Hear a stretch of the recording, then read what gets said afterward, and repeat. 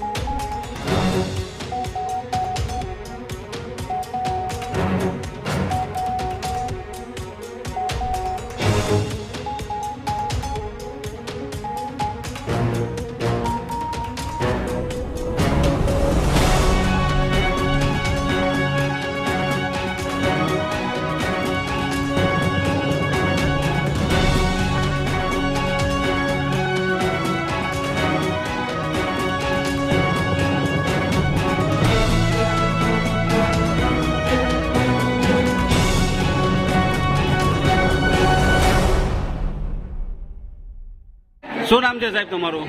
મારું નામ અબ્દુલ રઝાક કુરેશી।